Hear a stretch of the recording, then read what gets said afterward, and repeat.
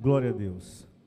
Graças te damos, Senhor Deus, Todo-Poderoso, que és e que eras, porque assumiste o teu grande poder e passaste a reinar. Glória a Deus. Vamos adorar o Senhor.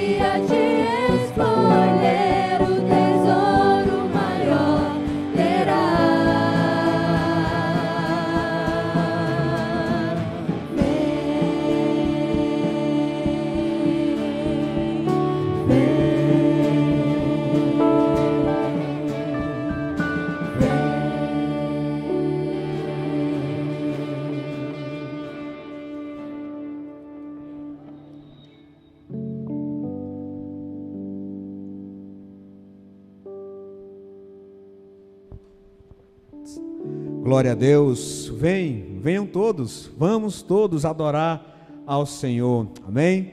São todos bem-vindos, em nome de Jesus. Você pode virar para quem está ao seu lado e dizer: você é bem-vindo em nome de Jesus. É muito bom, queridos, quando a igreja se reúne para adorar ao Senhor, é dia, noite e manhã de festa. Por isso estamos aqui reunidos com esse imenso, solene propósito de adorarmos ao Senhor. Ainda de pé, queridos, vamos fazer essa leitura bíblica, que está aí em Romanos, no capítulo 3, dos versos 24, que vai dizer o seguinte: sendo, pois, justificados gratuitamente por sua graça, por meio da redenção que há em Cristo Jesus, Deus o ofereceu como sacrifício para propiciação mediante a fé, pelo seu sangue, demonstrando a sua justiça. Em sua tolerância, havia deixado impunes os pecados anteriormente cometidos, mas no presente demonstrou a sua justiça, a fim de ser justo e justificador daquele que tem fé em Jesus. Onde está então o motivo de vanglória? É excluído. Baseado em que princípio? No da obediência à lei? Não, mas no princípio da fé. Pois sustentamos que o homem é justificado pela fé, independente da obediência à lei. Por isso estamos aqui, porque fomos justificados pela fé em Jesus Cristo. Fomos declarados justos. E isso tem dois significados. O primeiro significado é que não há condenação mais nenhuma para nós. Nossos pecados foram perdoados. A escrita da dívida foi rasgada. Esse é um sentido da justificação. E o outro, querido, sabe qual é? É que agora a justiça de Cristo é creditada também a nós. Então nós agora habitamos, vivemos, Deus olha para nós por meio de Cristo. E em nós agora habita não só a sua justiça, mas o próprio Deus habita em nós. Por isso estamos aqui, porque Deus nos encontrou e agora fomos justificados por Ele. Vamos orar, vamos entregar nossas vidas e este culto diante do altar do Senhor. Pai Santo, nossa gratidão por esta noite maravilhosa, por esse culto que o Senhor nos proporciona, que possamos fazer em Tua homenagem. Nossa gratidão, porque se aqui estamos, Pai, é porque fomos justificados pelo Senhor, não mediante nossas obras, mas mediante tão somente a Tua graça, por meio da fé que o Senhor, inclusive, colocou em nossos corações. Que nesta noite, Pai, o Teu nome seja glorificado e a Tua igreja edificada. Que nesta noite, Pai, o Teu Santo Espírito fale com cada um de nós. Que o Senhor receba, Pai, cada elemento deste culto, cada cântico, cada leitura, cada oração, tudo, Pai, é para o Senhor. Que a Tua glória, ó Deus, seja tão somente ela a evidenciada nesta noite. Nossa gratidão, Pai, também já aproveitamos e entrando na Tua presença, nós pedimos perdão pelos nossos pecados. Porque de outra forma, Pai, nós não poderíamos falar contigo, mas agora pedimos perdão pelos nossos pecados. E rogamos ao Senhor que aceite nossas vidas e este culto para o Senhor. Oramos, não em nosso nome, mas em nome de Cristo Jesus. Amém. Amém, queridos? Então, ainda de pé, para não cansar, para o sangue não talhar, né? Que é muito sentado. Vamos continuar louvando ao Senhor com este canto que é muito conhecido. Digno de glória.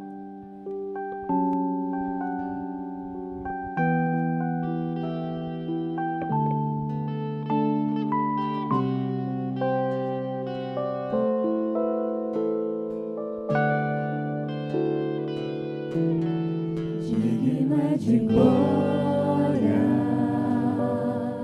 e honra, levantamos nossas mãos para Teu nome exaltar. Digno é de glória e honra, levantamos nós.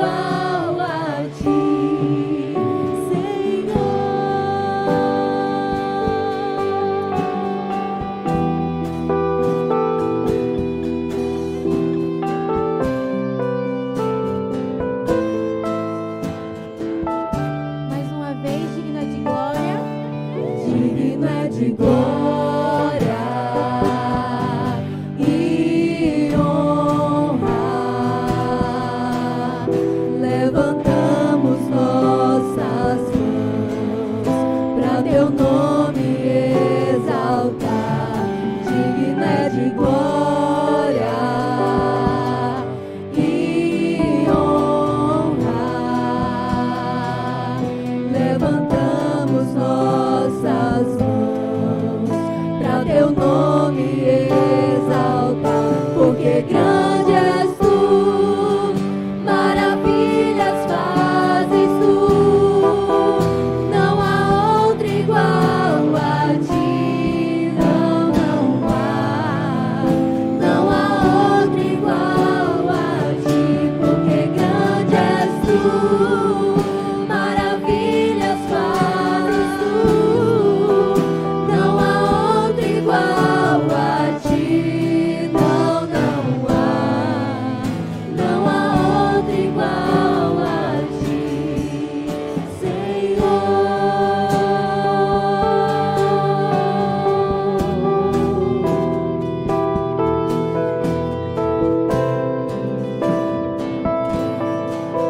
E ouvir a igreja cantando, porque grande és tu, porque grande és.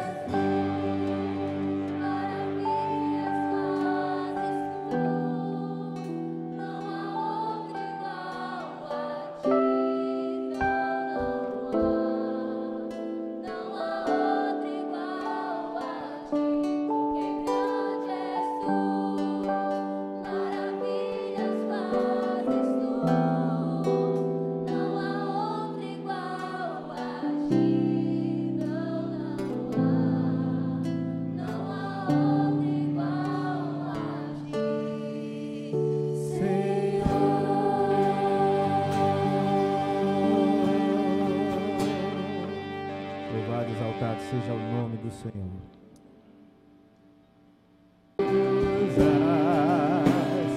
Deus, o Pai te exaltou.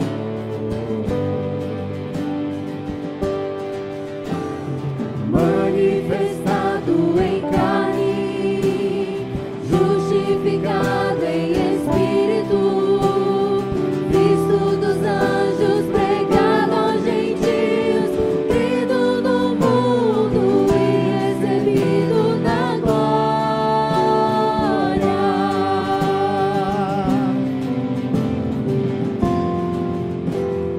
Todo poder te foi dado no céu e na terra. Todo poder te foi dado. Deus o Pai, Deus o Pai. Deus o Pai te exaltou sobre todas as coisas. Deus o Pai te exaltou.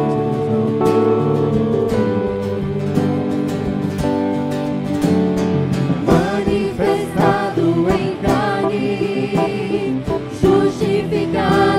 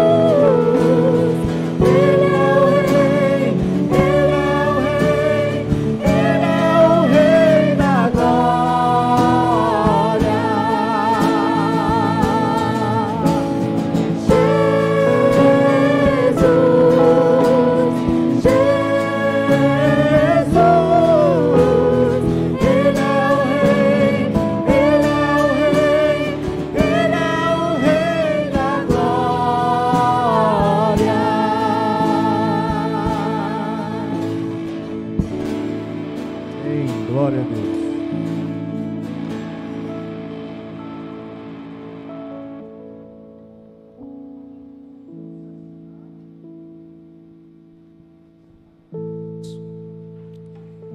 Maravilha, Ele é o Rei da Glória, por isso estamos aqui para glorificar esse Deus, Rei da Glória, o Senhor dos Exércitos.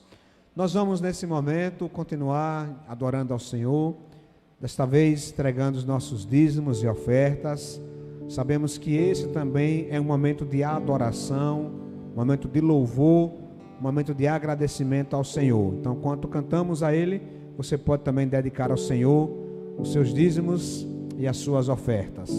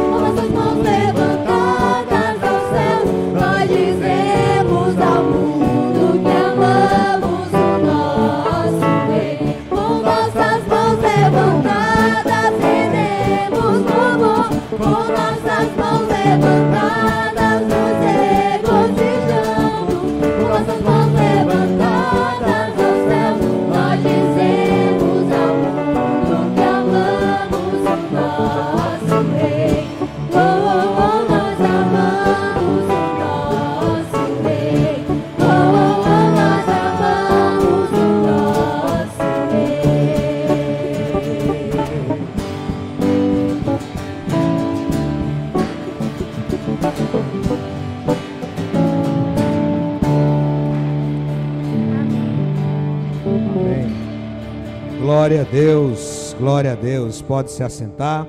Vamos orar, convidar a irmã Cris a vir aqui à frente, a orar, agradecendo ao Senhor pelos dízimos, pelas ofertas que foram depositadas diante do Senhor e para o Senhor. Pai, louvado seja o teu nome. Nossos corações estão agradecidos pelo privilégio de estarmos aqui na tua casa e pelo privilégio de poder devolver ao Senhor as chuvas uma parte das chuvas de bênçãos que o Senhor nos dá. Muito obrigada, Pai, pelos dízimos e ofertas que foram colocados aqui, que nós pudemos devolver. Conduza os administradores em sabedoria no uso desses recursos e que os nossos corações, Pai, estejam mais e mais e mais agradecidos ao Senhor por tudo que o Senhor tem feito nas nossas vidas. Em nome de Jesus nós oramos. Amém. Nós estamos, queridos, nessa próxima terça-feira, estaremos completando 506 anos. Obviamente que não é da igreja que eu estou falando. Os 506 anos da Reforma Protestante. Ironicamente, também é comemorada a festa de Halloween. Vai entender um negócio desse, né? Mas nós não iremos comemorar o Halloween, amém? Né? A gente não está nessa vibe, a gente não tem parte. Esse negócio de morto-vivo não dá certo, irmão. Aí falar com morto, dar uma penada, essas coisas nunca foi bom, não é verdade? Então deixa Halloween de lado, mas 506 anos de reforma protestante. E nós, batistas, somos também herança da reforma. A Igreja Batista vai surgir aí, a primeira Igreja Batista em Londres, em 1608, e o movimento já começa antes. Então, nós também somos desta herança da reforma. A Igreja Batista não surgiu ontem, tem todo um lastro histórico. E para que os irmãos possam entender, e as crianças também aqui, pela manhã eu tentei colocar esse vídeo e não deu certo. Será que hoje vai dar certo? Agora à noite? Vai, muito bem. Ele pediu uma pausa aí, eu vou ficar enrolando os irmãos. Então, a reforma protestante é importante, né? Eu estou acabando os argumentos. Então, foi muito relevante, né? A reforma protestante, muito importante, foi algo realmente maravilhoso, né? Mas, brincadeiras à parte, querido, nós precisamos sempre lembrar dessa nossa história e entender que aquilo que nós vivenciamos hoje como igreja é fruto justamente dessa reforma protestante, que tirou o controle do sagrado da igreja romana, né? E agora possibilitou, por exemplo, que eu e você pudéssemos ter a nossa Bíblia em nossa língua. Essa foi uma das grandes marcas da reforma protestante, é a tradução da Bíblia em diversas línguas. Ainda hoje, nós temos N desafios de dialetos que ainda não têm o Novo Testamento na sua língua vernácula. Então, é muito bom a gente ter a Bíblia em nosso idioma, podendo aí estar lendo a palavra do Senhor, vendo essa revelação do Senhor. Que maravilha, a gente tem aqui em mãos a revelação do Senhor. É muita coisa, queridos. E hoje também nós concluímos, hoje, 29, né, de outubro, concluímos como igreja a leitura de toda a Bíblia. Irmãos, reação, de manhã foi a mesma coisa. Eu falo com entusiasmo, Darão, concluímos a leitura da Bíblia toda. Amém, né? Glória a Deus, né? Então, foi uma jornada, foi uma jornada longa. Então, começamos com o Novo Testamento. Então, se você leu conosco a Bíblia toda nesta campanha, dê o nome na recepção, que na próxima semana, no próximo domingo, nós estaremos dando um certificado. Não é uma indulgência, como era na época da reforma, né? Esse certificado não vai lhe dar direito a nada, né? Se você pecar, tem que se arrepender. Mas é um certificado, é só uma comemoração, um memorial, né, de que a gente participou aí dessa leitura bíblica anual. Então vamos assistir esse vídeo.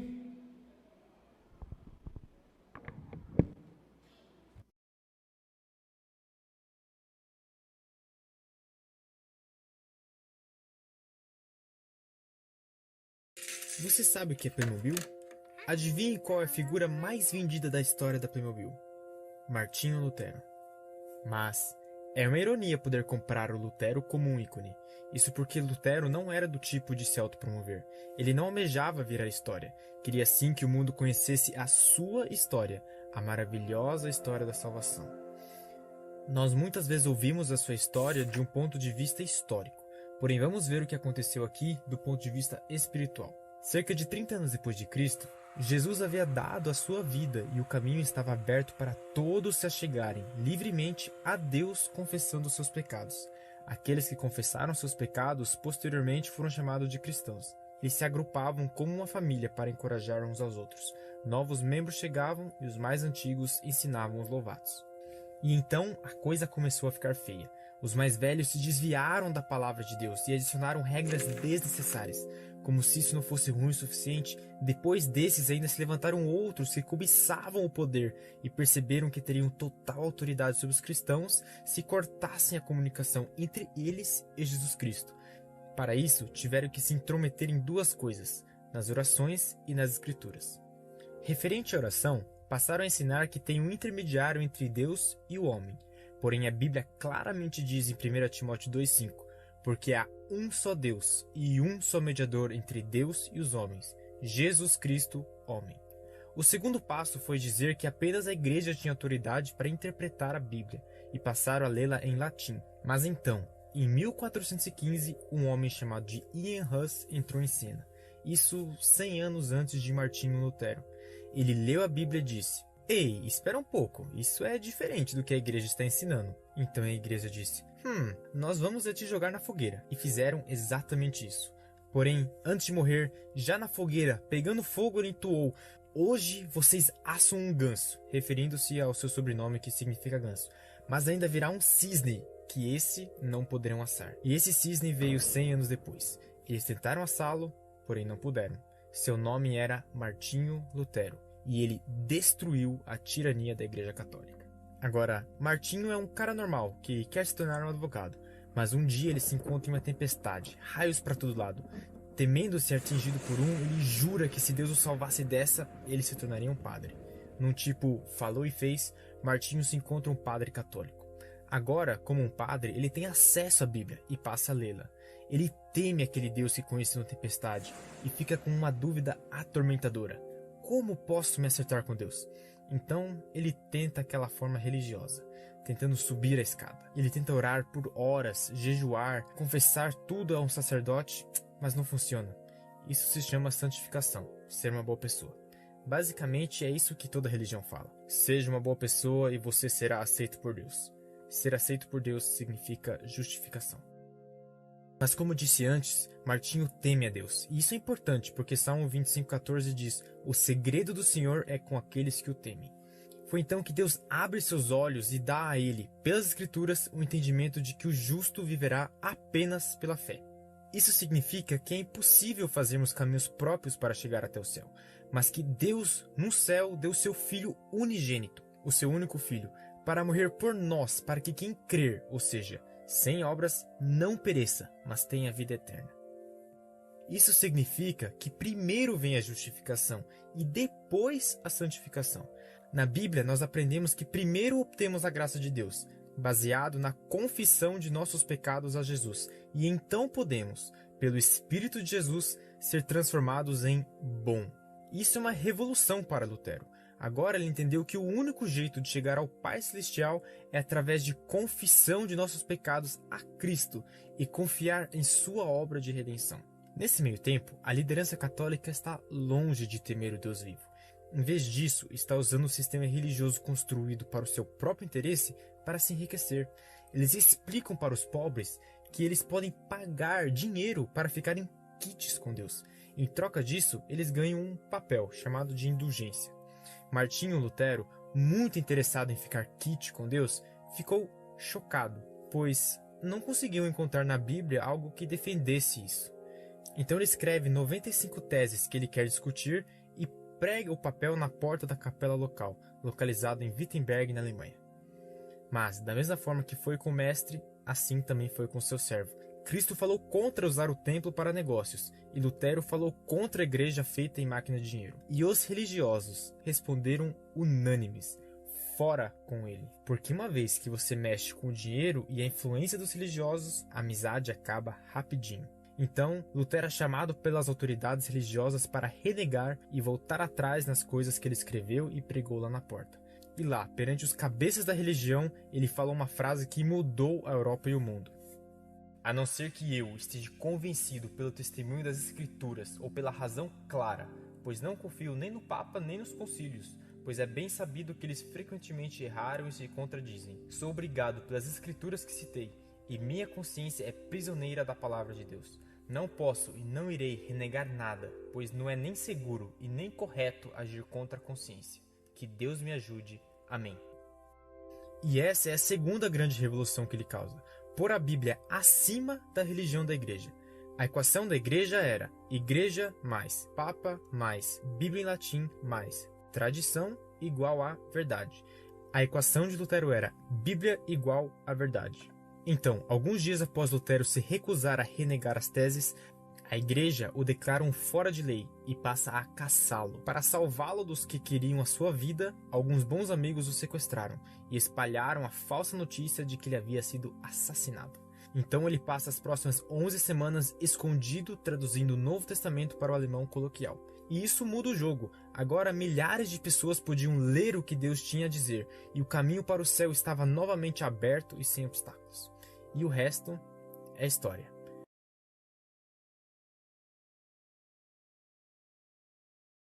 Bem, nessa tradução de Lutero, Lutero ajudou, inclusive, até o próprio alemão da época, ao traduzir a Bíblia por alemão, acabou contribuindo para que o alemão pudesse ser uma língua mais escrita, né, que era falada, né, obviamente, mas na parte escrita, a parte formal da língua alemã. Então, precisamos, queridos, continuar orando pela igreja. O lema da reforma é igreja reformada, sempre se reformando. Pastor Zilton, vem cá por gentileza. O pastor vai orar nesse momento pela igreja. Vamos colocar a igreja brasileira nas mãos do Senhor. Vamos pedir que o Senhor tenha misericórdia, que continue abençoando, porque era para ser uma equação mais fácil. Nós temos hoje mais de 1/3 dos brasileiros são evangélicos, e a gente vê que isso não tem tanto impacto assim como deveria. Então, que o Senhor tenha misericórdia, que continue abençoando a sua igreja. Não estou falando de igreja batista, estou falando das outras denominações também, para que o Senhor tenha misericórdia e esteja abençoando a igreja brasileira. Oremos. Santo e eterno Deus, louvado e exaltado seja o teu nome, porque sabemos que o Senhor conduz a história. Nós te agradecemos, ó Pai, porque fazemos parte da tua história, da história do teu povo. Obrigado pela vida de muitos que trabalharam, deram a sua vida, tiveram a coragem, assim como Martinho Lutero, para que mudasse a história, para que a tua palavra fosse divulgada e chegasse ao conhecimento de todas as pessoas. Obrigado, ó Deus, por esse tão grande feito, e nós te agradecemos porque temos acesso à tua palavra hoje, a mesma está em nossas mãos, em nossos corações, e nos ajudes, ó Deus, que a cada dia possamos compreendê-la melhor. Nos ajudes, Pai, a cada dia nos aproximarmos do Senhor, levar a palavra escrita aos que ainda não conhecem o Senhor e andam desviados pelos seus próprios caminhos. Concede-nos direção, nos dê sabedoria e também coragem, assim como o Senhor deu a muitos no passado. Nós te pedimos e te agradecemos em nome de Jesus. Amém. Nós hoje temos alegria esta noite de receber o nosso querido irmão missionário Sidney, que nos dará aí esse privilégio de recebê-lo. O querido irmão Sidney, ele é médico, né? Então, qual é a especialidade, Sidney? Endocrinologia. Então, irmão que anda dormindo no culto, pode ser uma questão endocrinológica, né? Então, depois aí veja com o nosso doutor Sidney, né? Então, o doutor Sidney, ele teve uma experiência maravilhosa lá na Amazônia. Eu vou chamá-lo aqui à frente, nós vamos orar por ele, depois estaremos passando a palavra para ele estar aqui usando como assim o Senhor já planejou. Tem alguma coisa? Antes, as crianças, convidar as crianças aqui à frente. Muito bem, Juju. Olha, muito bem, Adele. Vamos lá, crianças. Nós vamos orar por vocês. Aí, venha. Olha que bonitinho. Jade e Ada. Quem está levando quem? Ai, muito bem. Vamos orar. Vamos agradecer ao Senhor. Na sequência, já vou colocar também a vida do Dr. Círio nas mãos do Senhor. Pai, nossa gratidão por essa noite maravilhosa, por aquilo que o Senhor já falou conosco. E agora rogamos ao Senhor que abençoe as nossas crianças nesse culto infantil, que também elas continuem aprendendo mais acerca de Jesus, da salvação, de tudo que está revelado na Tua palavra. Também, Pai, colocamos agora dentro do Senhor a vida do Teu servo, nosso querido irmão Sidney. Obrigado pela disposição do Teu servo em anunciar o Teu Evangelho, em trabalhar na Tua seara. Obrigado pela experiência que o Senhor concedeu ao Teu servo e que o Senhor continue usando ele, Pai Santo, onde quer que ele vá, como profissional, na sua igreja, e em qualquer outro lugar que ele for, assim, se colocar à disposição do Senhor para trabalhar em prol do Teu reino. Que nesta noite agora o Senhor use o Teu servo para a Tua glória e para a edificação da Tua igreja. Oramos em nome de Jesus. Amém.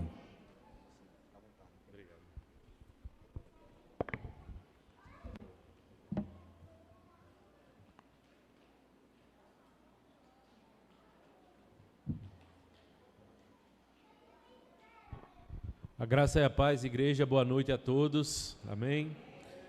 Muito bom estarmos aqui como igreja, tá? Obrigado pelo convite, pastor Newton, obrigado a toda a igreja do Augusto Franco, né? E eu sou membro lá da Primeira Igreja Batista, né? Do pastor Paulo Sérgio, que manda um abraço a toda a igreja, tá? Sou casado com Larissa, ela não pôde estar presente porque chegamos ontem de viagem e ela tem fibromialgia, então tiveram algumas dores que impediram ela de estar aqui hoje, mas eu agradeço a oportunidade de, apesar de mim, esse privilégio de que, apesar de mim, estou aqui, né? Para ser um portador da palavra de Deus, um cooperador do reino de Deus, né? E digo apesar de mim, mas de uma maneira tranquila, né? Porque eu dependo totalmente de Deus para preparar, né? Eu nunca fui uma pessoa de estar pregando, de estar falando em público, e não sempre gostei de estar no meu ambiente de consultório, tranquilo, falando, né, mas não à frente de público. Mas Deus faz assim, né? Então, uma das primeiras coisas é nos apresentar, né? Eu quero falar do meu currículo.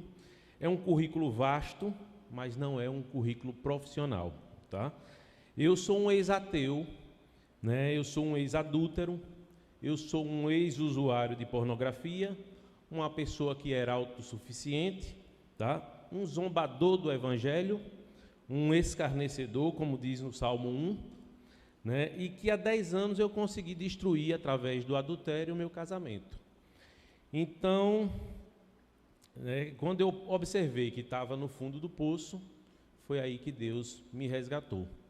Então, quando eu imaginei que não tinha mais esperança, foi aí que Deus fez uma nova fase, fez um novo homem, fez uma nova família, e para a honra e glória do Senhor Jesus, pois naquele casamento tinha uma solução, e a solução foi Jesus Cristo. Então, hoje, nós, nas igrejas batistas, a gente fala da campanha de missões nacionais, né? Da importância dessa campanha de proclamar a palavra de Deus, né? Sabemos do quanto foi importante para mim, e acho que para muitos de vocês aqui, essa proclamação da palavra, né? E naquele período de conversão, foi a palavra que começou a agir em mim, né? Naquele momento, como eu falei para vocês, eu era ateu. E depois de toda aquela confusão do casamento, eu tinha um paciente que era padre e fui falar com ele. E aí eu dizendo, mas agora que eu não que eu fiz tanta coisa agora que eu vou para a igreja, porque eu achava que deveria estar perfeito para estar na igreja. E depois eu disse, mas eu não creio em nada. Aí ele citou Romanos 10:17, que foi a fé vem pelo ouvir e ouvir a pregação. Então eu digo, se a fé vem pelo ouvir, então eu vou escutar a missa todo dia. E aí começou o meu período de conversão, né? E fui começar a conhecer a palavra de Deus. Então nós sabemos da palavra de Deus, da importância que é guardar a nossa fé, né? E através da palavra de Deus é que a gente pode guardar a fé.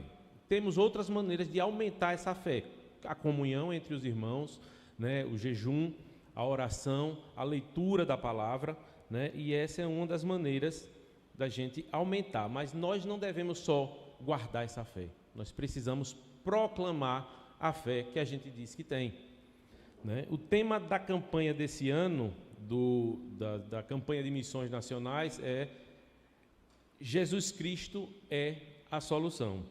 Então, você que pode estar vindo aqui a primeira vez, deve estar se perguntando, solução de quê? Né?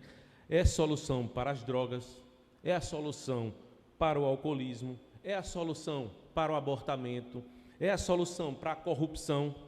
Né? É a solução para o casamento, como foi o meu, né? Do adultério, de problemas de convivência? É a solução para os seus filhos?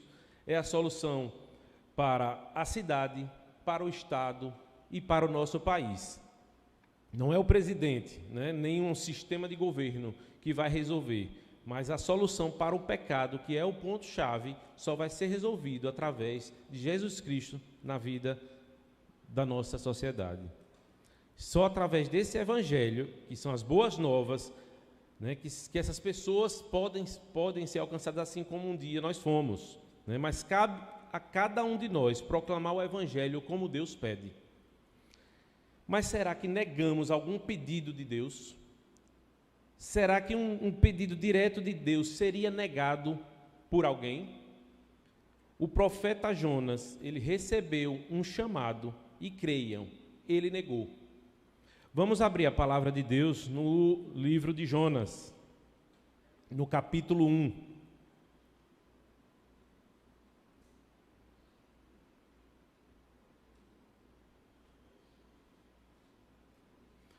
Então, no livro de Jonas, no capítulo 1, versículo 1, diz a palavra do Senhor. Veio a palavra do Senhor a Jonas, filho de Amitai, dizendo: Dispõe-te, vai à grande cidade de Nínive e clama contra ela, porque a sua malícia subiu até mim. Jonas se dispôs, mas para fugir da presença do Senhor, para Tarsis, e tendo descido a Jope, achou um navio que ia para Tarsis.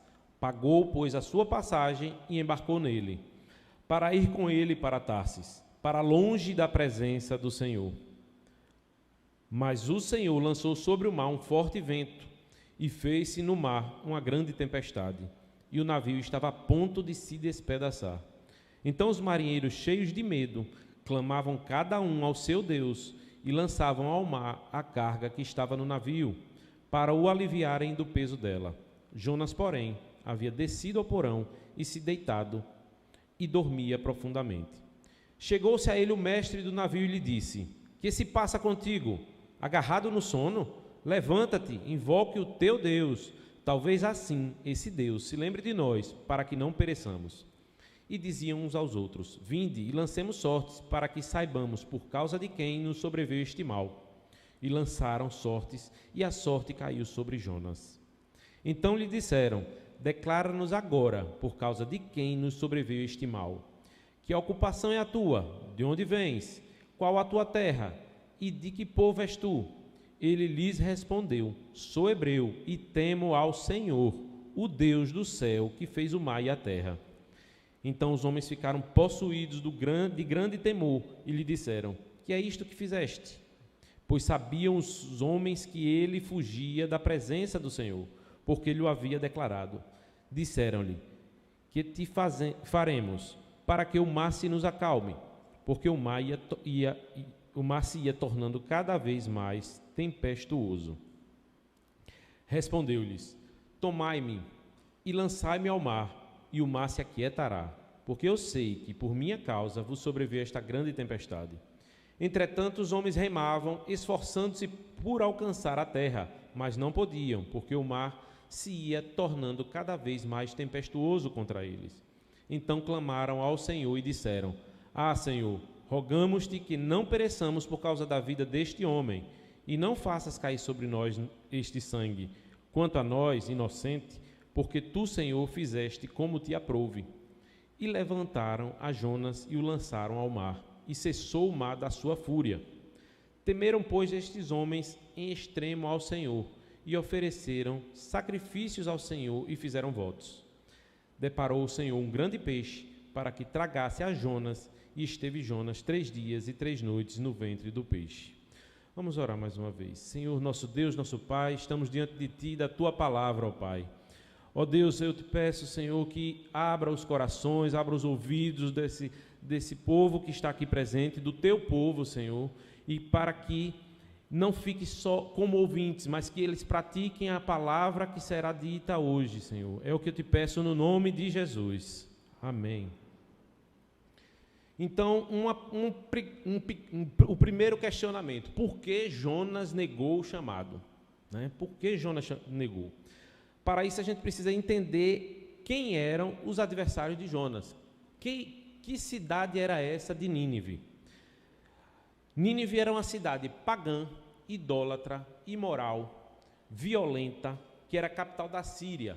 Ela tinha 120 mil pessoas, que ficava a 800 quilômetros de Israel. Era uma cidade pecaminosa. Ela era uma cidade digna de misericórdia, assim como a minha e a sua vida. Exército bem preparado, que tinha prazer em matar os judeus com crueldade. Estamos vendo isso hoje, com essa guerra da Palestina e de Israel. E Hernandes Dias Lopes, ele faz uma descrição da cidade, uma descrição baseada no livro de Naum. Ele descreve assim: ai da cidade sanguinária, toda cheia de mentiras e roubo, e que não solta a sua presa. Aí ele faz um comentário: os assírios eram conhecidos por todos os vizinhos por sua violência e crueldade com os inimigos. Esperavam suas vítimas com estacas pontiagudas, deixando-as assar até a morte no calor do deserto. Decapitavam pessoas aos milhares e empilhavam seus crânios perto das portas das cidades e até esfolavam pessoas vivas. Não respeitavam sexo nem idade e seguiam a política de matar bebês e crianças para não ter de cuidar deles. Então, Nínive era aquela típica cidade que não iria escutar a pregação. Assim como eu um dia não quis escutar a pregação da palavra de Deus. Eu lembro que eu tinha uma amiga que eu trabalhava na segunda-feira de manhã. A gente fazia um exame e eu falava com ela, e eu sempre perguntava, assim como todo mundo, E aí, como foi seu fim de semana? Ela era crente, e eu avesso ao evangelho. E aí ela dizia: não, meu fim de semana foi maravilhoso, porque Deus fez isso, fez um milagre lá na igreja, converteu um jovem, e foi muito bom, e teve isso, e teve aquilo na igreja. E aí eu passei a não perguntar mais a ela como foi o fim de semana. Essa era a minha postura, já que eu ia escutar todo o fim de semana as maravilhas que Deus fez naquela igreja dela. Então Nínive era essa cidade, Mas lá naquela cidade não tinha apenas soldados. Eles tinham os familiares daqueles soldados, tinham as mães, as avós, as tias, os filhos, E a gente precisa conhecer determinados lugares, Até para que a gente possa orar por esses locais, Então, uma das coisas que a gente sabia era que naquela cidade todos precisavam de Deus. Então, por exemplo, eu nunca orei pelos ribeirinhos da Amazônia, porque eu não sabia nem como eles moravam, não sabia da realidade da vida deles, Mês passado a gente esteve em Cuba numa missão também. Então a gente via aquele povo lá sofrido, de um regime muito ruim, de pessoas vivendo em péssimas condições, Conheci o pessoal das igrejas que louvavam a Deus a comida que chegava dia após dia, o maná do dia, E Então é por isso que a gente precisa conhecer a realidade de outros locais também, para que a gente possa orar por irmãos que estão em outros locais, né? Então tem sites como o do Portas Abertas, que fala da realidade de pastores, missionários fora daqui, né? Temos também o site da própria Missões Nacionais, falando de todo o projeto que nós batistas fazemos pelo Brasil, como o barco missionário, mas não tem só o barco, tem a Cracolândia, tem a Carreta do Sertão, tem o Vila Minha Pátria, que acolhe afegãos. Então tem vários projetos que vocês podem não só ofertar, orar, extremamente importante pelos missionários e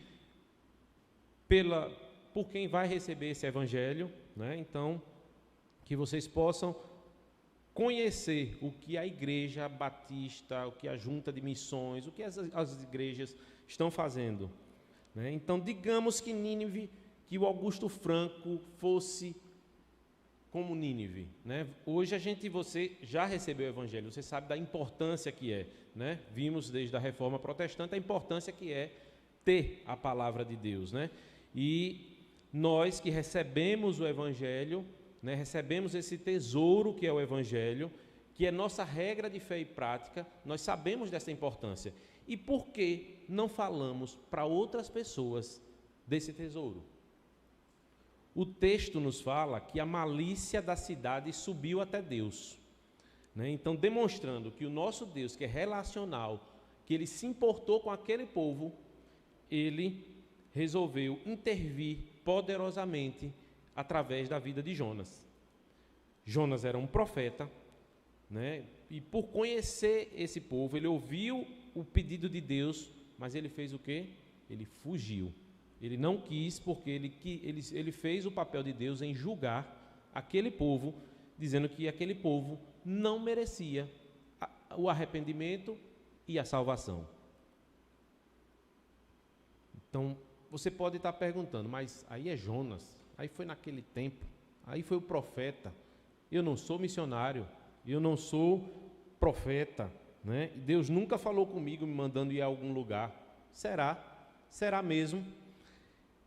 Mateus 28, versículo 19, ele fala: portanto, ide, fazei discípulos de todas as nações, batizando-se em nome do Pai, do Filho e do Espírito Santo, ensinando-os a guardar todas as coisas que eu vos tenho mandado.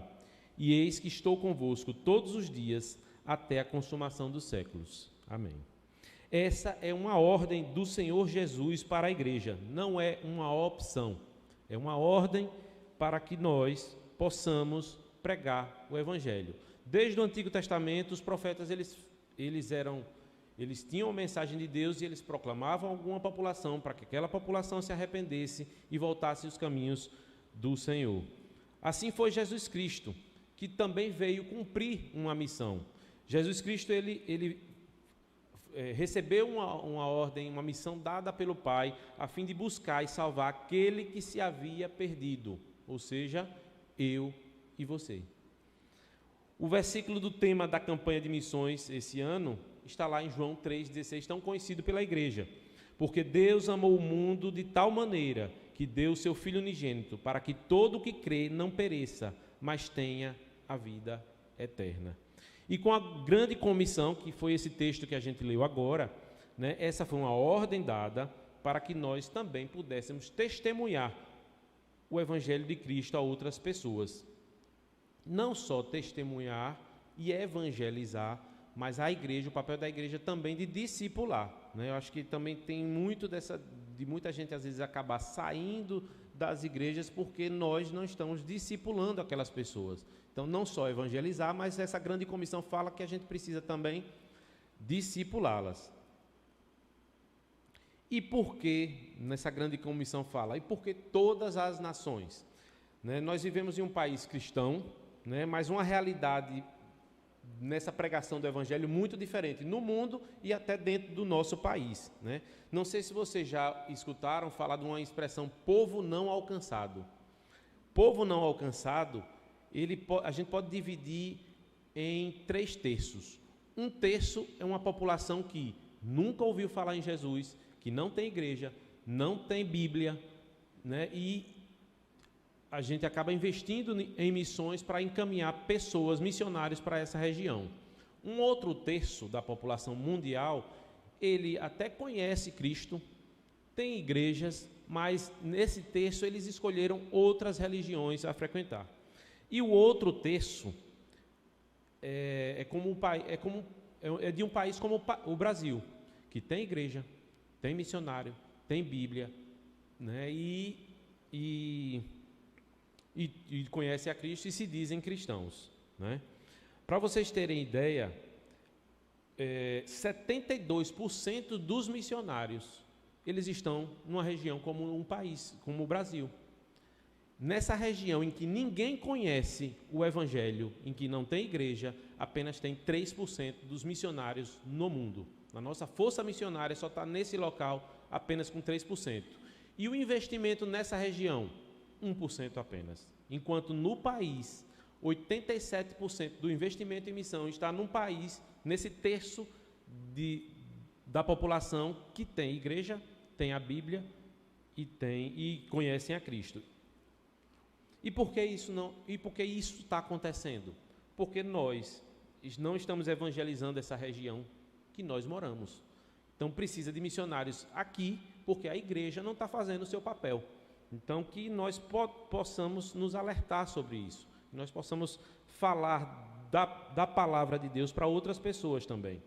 Para vocês terem ideia, e vamos ver daqui a pouquinho algumas imagens lá da experiência que tive na Amazônia, mas para vocês terem ideia, 30 mil comunidades naquela região da Amazônia, que envolve alguns estados e países vizinhos, mas 30 mil comunidades ribeirinhas, sendo que dessas 10 mil, é o que a gente acabou de falar, de um povo não alcançado, que nunca ouviu falar de Cristo.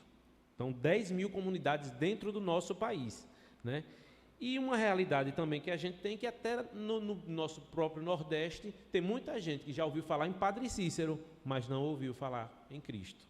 Essa é uma realidade que a gente precisa prestar atenção. E o que faltava em Jonas, né? Faltava compaixão, né? Falar em missões é falar dos dois principais mandamentos que Deus deixou: amar a Deus sobre todas as coisas, isso envolve obediência, e amar ao próximo como a nós mesmos, isso envolve compaixão. Ou seja, a gente recebeu o Evangelho, a gente foi salvo, e a gente não fala ao nosso vizinho, gostando dele ou não, a gente não fala do Evangelho de Cristo, né? A gente precisa ter essa compaixão. No Evangelho de João, no capítulo 13, ele fala que um novo mandamento vos dou, que vos ameis uns aos outros, como eu vos ameis a vós, que também vós uns aos outros vos ameis. Nisto todos conhecerão que sois meus discípulos, se vos amardes uns aos outros.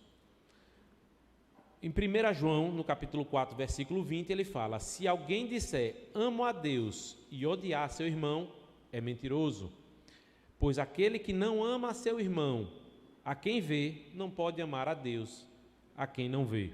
Então Jonas, um homem de Deus, um profeta, ele não estava cumprindo esse mandamento por razões egoístas, né? Por razões pessoais. Então nós precisamos aprender a ter compaixão dessas pessoas que ainda não foram alcançadas, do seu vizinho, do seu colega de trabalho, no seu colega de universidade, na sua escola, né? Então nós precisamos aprender a ter compaixão, né? E a igreja ela não está sabendo lidar com alguns públicos, por exemplo, como jovens, que estão recebendo mensagens aí fora de uma maneira satânica, né? Mas de uma maneira muito sutil. Ou seja, eles falam que você é o que você sente, que a comunidade deles é a comunidade do amor. Ou seja, esse amor é libertinagem, é fornicação, que é uma comunidade de aceitação e da diversidade, e que querem um mundo melhor sem discriminação. Ou seja, essa discriminação é não confrontar o pecado. e violência, né? Um mundo sem violência. Ou seja, se você fala uma opinião contrária a deles, é uma maneira homofóbica ou as fobias que falam, né? E o que é que nossa igreja está fazendo? Nossa igreja está abordando esses jovens. É pecado, é errado, vai para o inferno, e não está sabendo como lidar, né? E alguns cristãos ainda estão apoiando algumas coisas. Às vezes tem uma situação dentro de casa e até está apoiando alguns pecados desses que, na palavra de Deus, em Romanos 1, nós vemos vários pecados, uma lista que Deus fala, e também no finalzinho ele fala daquelas pessoas que apoiam isso. Ele coloca em Romanos 1,32, ora, conhecendo eles a sentença de Deus de que são passíveis de morte os que tais coisas praticam, ou seja, os que praticam, não somente as fazem, mas também aprovam os que assim procedem. Então, meus irmãos, realmente, se não falarmos do Evangelho de Cristo para essas pessoas, elas irão para o inferno, e estamos agindo iguais a Jonas. Mas precisamos saber como falar, né? Precisava aí entrar com o Evangelho de Cristo, dizer o que é o pecado, qual a consequência desse pecado, né? E o que pode mudar. Apenas o Evangelho de Jesus Cristo pode mudar, porque Jesus Cristo é a solução, né? O Hernandes Dias Lopes, ele fala também uma coisa muito importante para a igreja. Uma coisa é pregar o Evangelho, outra coisa é você amar as pessoas para quem você prega o Evangelho. Então você tem que fazer a obra de Deus com a motivação correta. E o que falar da desobediência de Jonas? Observamos que Jonas, assim que recebeu de Deus o chamado, ele foi para outro lado, achando que poderia fugir da presença de Deus, né? Ele não tinha nenhum sentimento de compaixão àquele povo, muito pelo contrário, né? Ele queria que aquele povo fosse destruído, né? E a gente observa que a nossa desobediência, ela também leva a vários problemas. Teve a desobediência de Adão e Eva, que teve consequência para toda a população, e por isso estamos aqui hoje, né? Teve até o próprio apóstolo Paulo, em Atos 21, ele desobedeceu. Desobedeceu ao Espírito Santo. Ele recebeu uma advertência do Espírito Santo para não ir a Jerusalém. Depois recebeu um profeta, falou a ele para não ir a Jerusalém, mas ele acabou sendo preso e ainda falava que estava pronto para morrer pelo Evangelho. Mas só quem decide se ele iria morrer seria Deus. E nossa desobediência nem se fala, né? Que o quanto nos levou, e cada um sabe da consequência que houve pelo fato de ser desobediente à palavra de Deus. E a gente tem que pensar como Cristo, né? No Evangelho ele fala, quando ele estava no Getsêmani, né, que ele falou, e tendo ido um pouco mais adiante, prostrou-se em terra e orou, para que, se fosse possível, passasse dele naquela hora.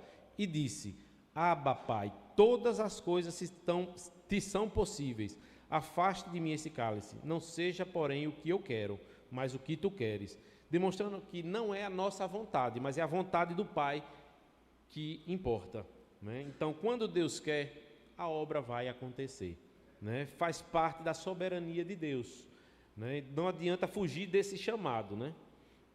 Será exatamente como Ele quer. E Jonas, ele dizia lá no texto que tinha temor a Deus, né? Mas não parecia, né? Então ele revelou aos tripulantes quem era seu Deus, e os tripulantes tiveram um temor, né?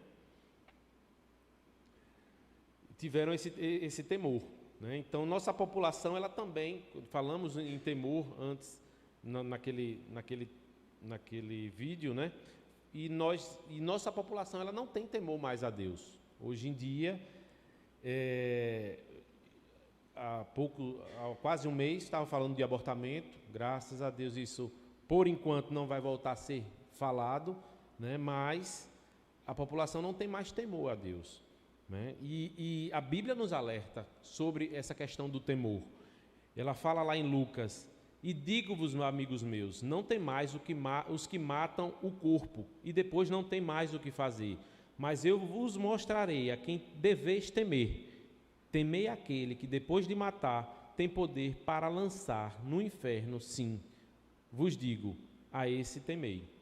Então a solução, irmão, para isso é Jesus Cristo, através da pregação da palavra, né? É essa pregação que vai gerar fé, arrependimento, o temor a Deus que está faltando, garantir a salvação da ira de Deus, né? E a palavra de Deus, vocês veem que eu estou citando muitos textos da palavra de Deus. A palavra de Deus diz, caso não se arrependam, Salmo 9,17, os ímpios serão lançados no inferno, e todas as nações que se esquecem de Deus. Então, eu falo com vários versículos para que vocês não fiquem com a palavra de quem está pregando, mas com a palavra de Deus, né? E o que falar daqueles tripulantes? Alguns daqueles, eles não eram incrédulos, eles tinham uma crença em um Deus, né? Eles tiveram medo quando Jonas falou de quem era o Deus, que era o Deus que fez o mar e a terra, né? Mas eles começaram a orar cada um ao seu Deus.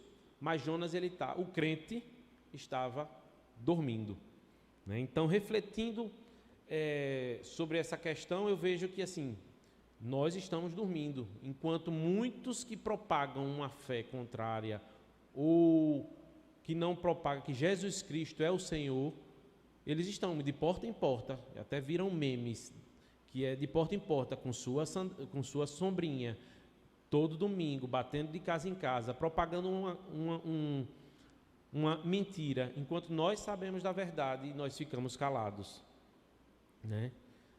Então, nossa sociedade está carente de Deus, né? Ela está buscando em seitas, religiões, em estilos de vida, em uma espiritualidade que nunca vai preencher, porque só Jesus Cristo é quem vai preencher. E quem irá pregar, senão nós? Então, os tripulantes pediram para que todos orassem, porque algum Deus poderia solucionar o problema deles, né? E a solução foi que jogassem Jonas no mar.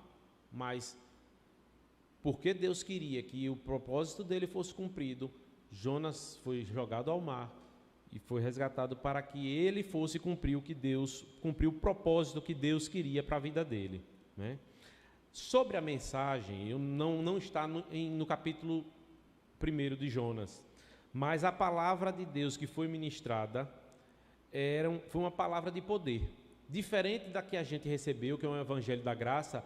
A palavra que Jonas fez ao povo de Nínive foi uma palavra de juízo, alguém que não se arrependeu nesse ponto, ele não queria pregar, né? Apesar dele ter orado no peixe para poder ser resgatado, ser salvo, mas ele não se arrependeu para pregar aquele povo. Então ele queria que aquele povo fosse destruído realmente, e ele falou palavras de juízo apenas, né? E às vezes a gente fica vindo na igreja querendo escutar um grande pregador, né? Escutar o pastor Newton, né, pastor? E aí vem o missionário, às vezes você fica assim, não vou para a igreja hoje, porque não é o grande pregador, achando que o pregador é quem, naquele dia, que vai ter grandes conversões, e não é a eloquência do pastor, é a palavra de Deus quem vai pregar. Mesmo uma palavra que Jonas, que ele proferiu a seguinte palavra: ainda em 40 dias Nínive será destruída. Isso foi o que ele pregou para aquela cidade. E 120 mil pessoas, elas se converteram. Às vezes a gente olha para aquele milagre de conversões lá em Atos, de 3 mil pessoas, mas esse foi o maior número de conversões descritas na Bíblia. 120 mil pessoas se converteram. E qual foi o método? A palavra de Deus, né? A palavra de Deus foi o método que eles usaram. E os homens, eles criam várias estratégias para se pregar, né? E é correto pregar, né? Paulo, ele falava de uma maneira aos gentios, falava de uma maneira aos judeus. O próprio Jesus, aquelas pessoas que chegavam a Jesus, ele abordava de uma maneira diferente, né? Mas sempre tendo o propósito de levar aquele povo ao arrependimento, ao conhecimento de Cristo, à salvação, né? Então, por isso, não podemos fugir ao nosso chamado de falar e de pregar a palavra de Deus. Paulo, em 1 Coríntios, ele fala: se anuncio o evangelho, não tenho de que me gloriar, pois sobre mim pesa essa obrigação. Não é uma opção, é uma obrigação para a igreja pregar o evangelho. Porque ai de mim se não pregar o evangelho. Você veja a importância que Paulo recebeu o seu chamado para pregar o evangelho. Então, será que isso era só para Paulo? É para toda a igreja do Senhor. Então, todas as versões elas falam em obrigação. Em 2 Timóteo, ele fala que pregues a palavra em tempo e fora de tempo. Repreende e exorte com toda a longanimidade e doutrina. Né? Hoje, nós podemos pregar livremente aqui no país. Mas em Cuba, a gente precisa pedir permissão. A gente não pode sair na rua falando de Cristo. Todo mundo com suas camisas, a solução é Cristo. Não pode. A gente, se quiser falar do evangelho, a gente tem que abordar uma pessoa. Eu posso falar de Jesus Cristo para você, você pode me escutar. Se a pessoa permitir, você pode falar. Se não, não insista. Não pode ir para uma praça pública e falar de Cristo. Isso já lá não é permitido. Então, esse texto de 2 Timóteo, ele fala: porque virá tempo em que não suportarão a sã doutrina. E eu creio que já chegou esse tempo, né? Mas tendo comichão nos ouvidos, amontoarão para si doutores conforme as suas próprias concupiscências. Então, é o que a gente está vendo hoje, né? A rejeição pelo evangelho, que buscam igrejas onde escute o que quer, que você chega como quer, que não vai ser transformado, ninguém confronte o pecado, né? Porque Deus é amor, né? Mas isso é uma orientação de falso profeta. E se você é como eu, que não gosta de falar em público, né? Paulo, ele também pediu oração por isso. E por mim, para que me seja dada no abrir da minha boca a palavra com intrepidez, para fazer notório o mistério do evangelho, pelo qual sou embaixador em cadeias, para que possa falar dele com ousadia, como me convém falar. Então, meus irmãos, o que a gente precisa falar, o que a gente precisa fazer é abrir a boca e falar do evangelho de Cristo. Você tem um testemunho, né? Com certeza Deus fez maravilhas em sua vida. Então você tem um testemunho para falar do que Deus fez, né? Então, como eu falei antes, Deus ele não escolhe eloquentes, nem a sua eloquência tem o poder de conversão, né? Deus quer que nós sejamos servos disponíveis para a sua obra, para a sua missão. Então, não vamos ter vergonha desse evangelho, nem de proclamar a verdade, né? Como Paulo mesmo fala em Romanos: pois não me envergonho do evangelho, porque ele é o poder de Deus para a salvação de todo aquele que crê, primeiro do judeu e também do grego, visto que a justiça de Deus se revela no evangelho de fé em fé, como está escrito, e como vimos de Martinho Lutero: o justo viverá por fé. Então, muitos são os versículos que eu citei, que fala da palavra de Deus, dessa importância da gente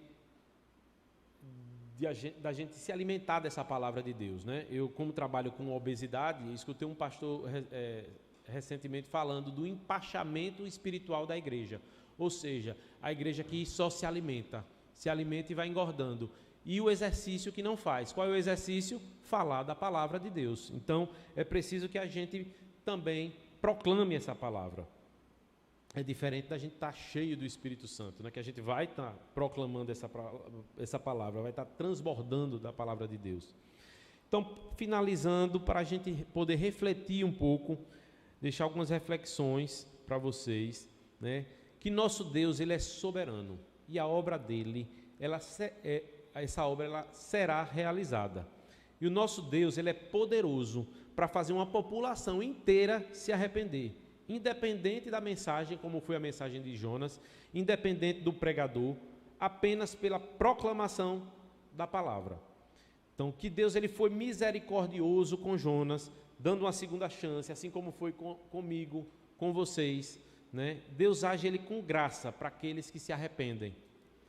Que diante de um Deus que dizemos que amamos, e cantamos aqui também, que dizemos que amamos nosso Deus, nós precisamos, eu e você, proclamar o evangelho a todos os povos, línguas, tribos e nações. Comecem pela sua casa. Com certeza você tem um familiar descrente, zombador, escarnecedor talvez. Comece pelo seu trabalho, pela sua faculdade. né? Não fique calado, né? Para sermos cooperadores do reino de Deus até que Jesus volte, porque ele prometeu em Mateus 24 que será pregado este evangelho do reino por todo o mundo, para testemunho a todas as nações. Então virá o fim, tá certo? Mas se você não fizer, Deus vai fazer com que o propósito se cumpra, assim como foi na vida de Jonas. E se você tiver nesse propósito, Ele vai fazer com que você cumpra também, tá? Então, que nós possamos rogar ao Senhor da Seara que envie mais missionários para outras regiões, né? Que a igreja faça seu papel nessas regiões onde já existe igreja, Bíblia, né? E um questionamento que eu faço: até quando você vai continuar sem falar do Evangelho? Eu digo isso porque esse texto, preparando esse texto falou muito comigo, porque eu perco muitas oportunidades em falar do Evangelho, e isso eu venho trabalhando, porque ministrando isso, a primeira pessoa que está sendo confrontada sou eu mesmo. Então, que Deus me dê e nos dê coragem para falar do teu Evangelho, sabendo que teremos tribulações, mas Ele prometeu lá na grande comissão que estaria conosco todos os dias, até a consumação dos séculos. Então, o meu desejo é ver a primeira Igreja Batista do Augusto Franco como uma igreja missionária, né? Que as pessoas que entrem pela porta aqui sejam impactadas pelo testemunho de vocês, que vejam o púlpito, daqui do púlpito sendo pregado a palavra poderosamente, que os louvores cheguem ao nosso Deus, né? E que seja um povo, que suas orações sejam respondidas e que esse espaço ele ainda fique pequeno, porque muitas almas vão ser convertidas para vir para cá. É o que eu desejo em nome de Jesus, né? Então, meus irmãos, preguem o Evangelho, né? Preguem, não fuja do chamado como foi Jonas, pois apenas Jesus é a solução, né? Então, que Deus possa abençoar a igreja no nome de Jesus, amém? Então vamos orar. Senhor nosso Deus, nosso Pai, nós louvamos o Teu nome, Senhor, e agradecemos por tantos versículos bíblicos colocados aqui perante a Tua igreja, ó Pai, que encontre no coração dessa igreja um terreno fértil que possa germinar, que possa gerar vida, que possa frutificar. É o que eu te peço no nome de Jesus. Amém. Vou passar aqui alguns slides para mostrar um pouco do trabalho missionário. Então, fizemos no início desse ano essa viagem missionária no mês de abril, né, no intuito de abençoar aquelas comunidades ribeirinhas, né? É um barco que é da saúde, mas não é exclusivo para pessoas da área da saúde, tá? E o outro objetivo é que sermos transformados por Deus, porque Deus nos usa e quer também fazer muitas mudanças. E uma das coisas que aconteceram lá foi que assim, eu questionava, poxa, a junta de missões não fala nisso nas igrejas, do barco, dos projetos. Eu conheci a carreta do sertão e ouvi de uma amiga que já tinha ido para o barco falar, e aí eu fui para lá assim, poxa, a junta deveria falar. E a missionária Germana, que é a responsável pelo barco, uma dentista, ela falou, não devemos falar, porque a junta de missões somos nós. Então, seja parte da junta, não no sentido de estar lá dentro da organização, mas seja um propagador do Evangelho através, né, de você orar, de você investir tempo, dinheiro, né? Então, foi uma coisa que falou muito comigo. E eu voltei assim, poxa, alguém deveria estar falando, né? Dessa experiência, disso aí, a junta de missões deveria falar. Aí a missionária Lisete, você não quer falar? E eu não falei nada a ela. Quando eu cheguei aqui, você pode falar na Convenção Batista da sua experiência? Quando foi esse mês de outubro, ela me mandou uma mensagem, você pode falar nas igrejas sobre? Então, eis-me aqui. Eu estou sendo obediente, não estou sendo como Jonas, né? Desobediente. Mas foi isso que aconteceu. Então, é uma realidade desafiadora. Na população amazônica está lá o 4º povo menos alcançado no mundo, né? Um lugar de abuso sexual infantil, o maior lugar de abuso sexual infantil. Esse barco missionário ele atende 40 mil pessoas por ano. né? Então, uma realidade muito, muito complicada. O povo fica aguardando esse barco, porque vocês vão ver que são distâncias enormes, e o povo ora e agradece a Deus pela ida do barco, porque não tem condições financeiras e nem para transporte para Manaus para fazer algum tratamento. Então, a Igreja Batista no Augusto Franco apoia 189 missionários lá na Amazônia, onde eles se dividem em várias comunidades e, através de igreja multiplicadora, de embaixador dos reis, é um trabalho muito bonito que eles fazem lá. São preparados, eles têm um centro de formação missionária lá na Amazônia. Tem os radicais jovens, que eles são comissionados, eles depois desse preparo, desse período de preparo, eles vão para os locais onde eles são destinados. Então, a gente começa a viagem, começa a nossa missão lá no aeroporto com o encontro dos voluntários de saúde, e recebendo as primeiras orientações como a gente deve se comportar no ambiente deles, né? A gente precisa conhecer o local onde a gente vai, até para não falar coisas que às vezes para a gente é uma palavra comum, para eles pode ser uma ofensa. Do aeroporto fomos até o porto de Manaus, né, onde nos encontramos, nos conhecemos, e na ida foram 17 horas de barco. Na volta, 21, por causa da correnteza. Nessas primeiras 17 horas, quando a gente chega, a gente recebeu muita doação, e essa doação precisava ser dividida. Teve material para crianças, material escolar, né? Teve material de higiene, medicamentos, levamos bastante, né? E esse foi o roteiro que a gente fez. Tem duas comunidades ali, Pindobal 1 e Pindobal 2. Essa comunidade de Pindobal 2, a gente soube de um dos milagres que aconteceu lá, foi porque essa comunidade ela não recebia o barco não atracava. Por quê? Porque era uma comunidade católica. Então, uma mãe de uma senhora que morava no Pindobal 2, ela estava frequentando a casa da filha, e nesse Pindobal 2 o barco parava. Então, ela foi alcançada pelo Evangelho, e como eles têm um respeito aos mais velhos, ela falou na comunidade, e o barco pôde entrar, e o Pindobal 1 é uma das grandes comunidades lá nesse rio que a gente foi, e missionários já estão lá trabalhando, então está fazendo um grande serviço para a glória de Deus. Então aqui a gente, logo quando chegou, tivemos uma participação na Convenção Batista do Amazonas, né? E aí a gente atracou o barco, andou um pouquinho, pegou um ônibus, que é uma cidade onde teve essa convenção, né? Tinha uma escola onde teve o comissionamento de radicais que foram formados. Presenciamos os batismos naquela região, né? Aqui tem essa enfermeira Raquel, que é lá da Primeira Igreja Batista. E a missionária Germana, ela nos impactava com algumas frases que faziam nos refletir. Essa era uma delas, né? Que Deus cuida de nós e faz através de nós. Esse aí foi o nosso número de atendimentos, né? Foram 131 atendimentos médicos, 94 odontológicos, né? Fizemos atividades com crianças, evangelismo, visitas domiciliares, cultos nas comunidades. Então, isso tudo... Essa é a programação que vai desde 8 da manhã até 8, 9 da noite.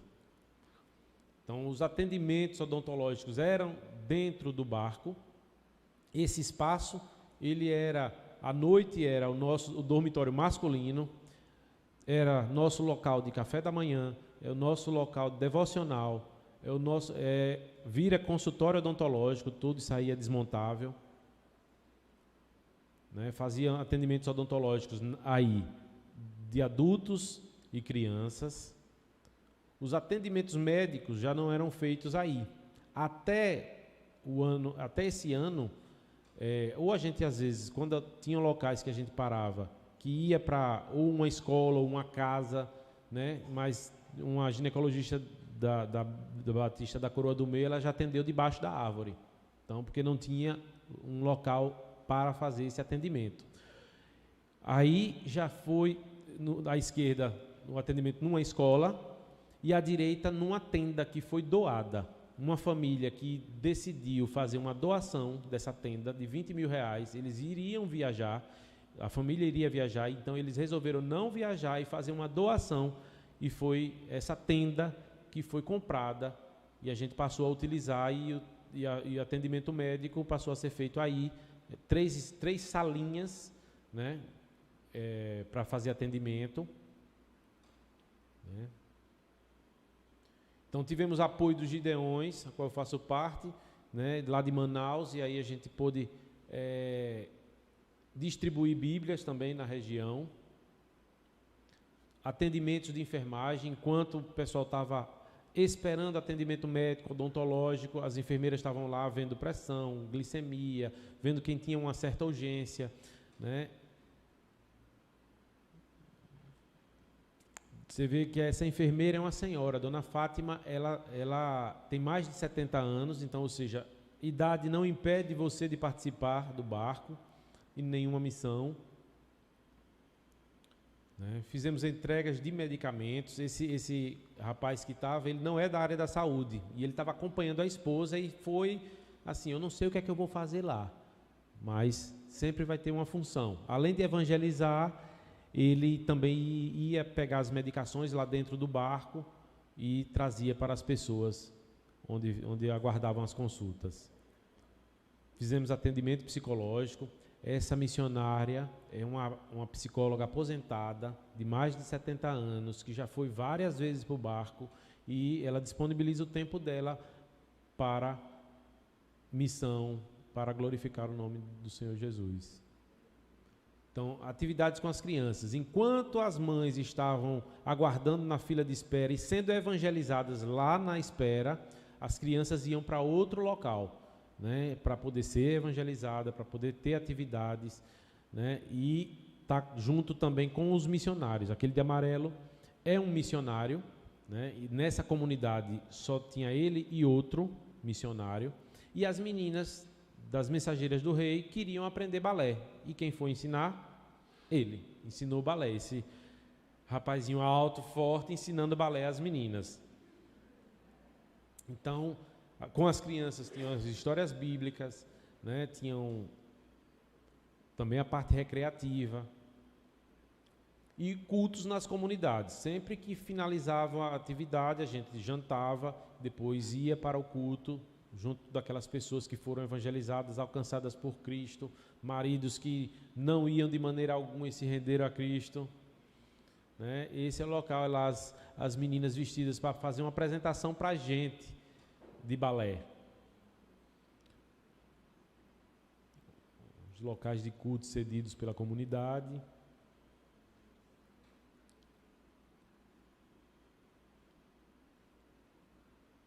E fizemos uma visita ao Centro de Formação Missionária. Então, se o jovem quiser fazer parte, quiser passar no início do próximo ano, terá essa formação missionária. É só entrar no site das Missões Nacionais, tá? Esse é o local de formação. É o jardim de oração. E tínhamos as devocionais no barco. Toda a tripulação do barco é cristã, né? O capitão do barco, ele é pastor.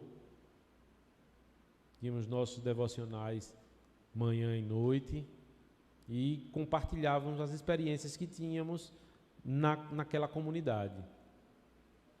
Esses são os organizadores do projeto, os coordenadores, a missionária Germana, o pastor André, eles são dentistas de formação, largaram tudo para esse projeto Novo Sorriso, lá da Amazônia. É a foto oficial do grupo, né? E ela falava também mais uma frase, que se vale uma vida, vale o nosso esforço. Então essa é uma data que eles estão colocando como uma próxima ida para o barco. Quem quiser se voluntariar, pode ir. Só que a missionária Lisete daqui de Sergipe, ela está organizando para agosto um barco só de Sergipe. Então quem tiver interesse, falar com a missionária Lisete, né? Eu e minha esposa já nos inscrevemos, estaremos lá, se Deus permitir. Esse é o segundo acampamento radical que eu falei de formação missionária, que vai acontecer em janeiro. E outra fase de impacto que ela falou: dinheiro compra coisas, ofertas salvam vidas, né? Então, esse é um Pix só do Projeto Amazônia. Tenho também plano de adoção missionária de Sergipe, então que você pode escolher um missionário e ofertar para ele valores pequenos, valores altos, depende do seu coração. E a solução é Jesus Cristo. Amém, igreja? Então que Deus abençoe a igreja.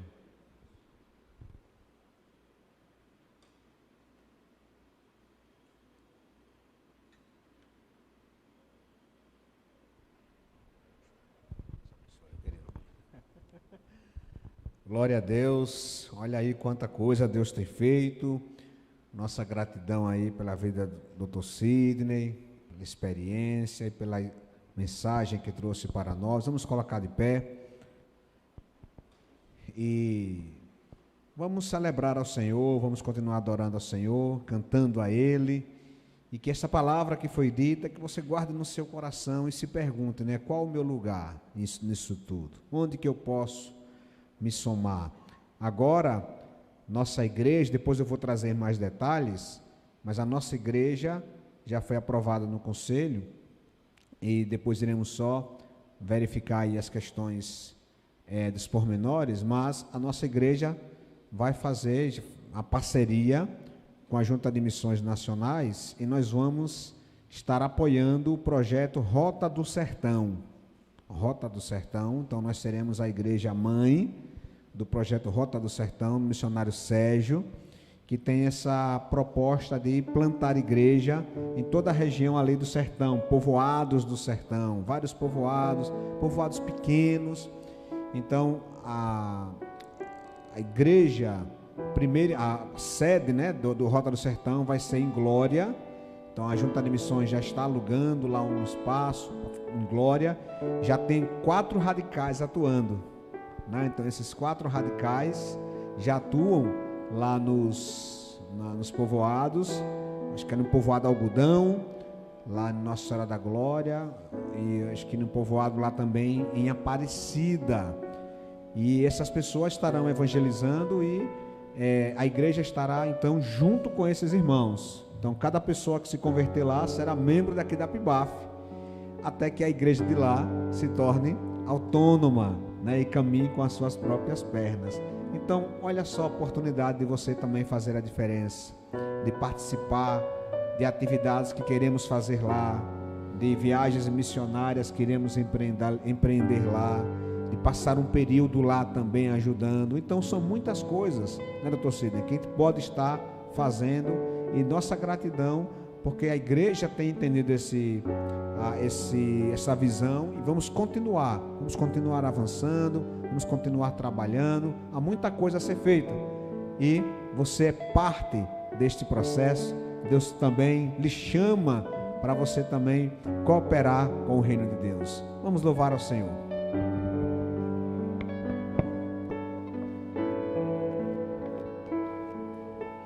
Tudo que Jesus conquistou na cruz é direito nosso, é nossa herança. Todas as bênçãos de Deus para nós tomamos posse, é nossa herança. Toda a vida, todo poder,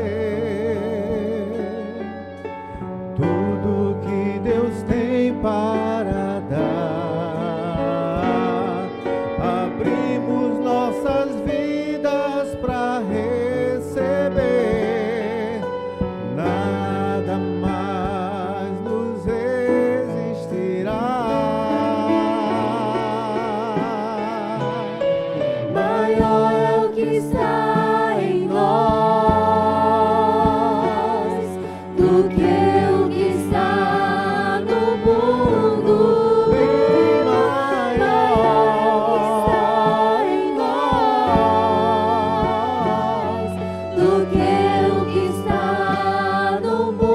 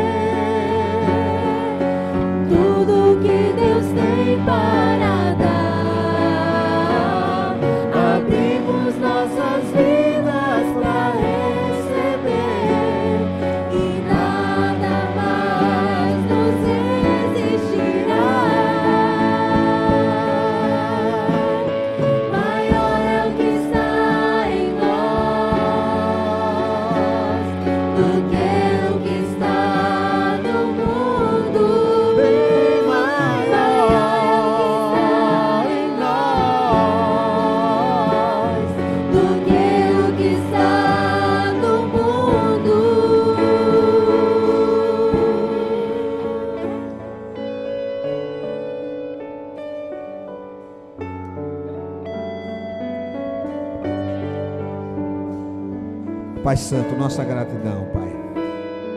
Nossa gratidão pelo Teu cuidado, pela Tua proteção. Gratidão por esse culto que o Senhor nos proporcionou hoje, de realizarmos em homenagem ao Senhor. E agora, Pai, nossa oração é que o Senhor nos conceda uma semana de paz. Temos aqui, Pai Santo, tantas pessoas com suas aflições, seus obstáculos, seus projetos, sua vida. Que o Senhor nos abençoe nesta semana. Que o Senhor derrame a Tua graça, a Tua misericórdia sobre cada um de nós. Seja essa, Pai Santo, uma semana maravilhosa, uma semana onde, pela Tua graça, nós tenhamos nossas orações atendidas pelo Senhor. Abençoa aquele irmão, irmã que está desempregado, que o Senhor seja nessa semana, a semana que o Senhor vai abençoá-lo. O irmão que está doente, que o Senhor possa restaurá-lo. O irmão que está com a doença espiritual, emocional, que também o Senhor possa reanimar, trazer regozijo para essas pessoas. A todos nós, Pai, nos proteja, nos livre e nos guarde. Por isso nós oramos no nome de Cristo Jesus. E que a graça do nosso Senhor e Salvador Jesus Cristo, o amor de Deus Pai e as doces consolações permaneça com a Tua igreja aqui presente, com todo o povo de Deus, hoje e sempre.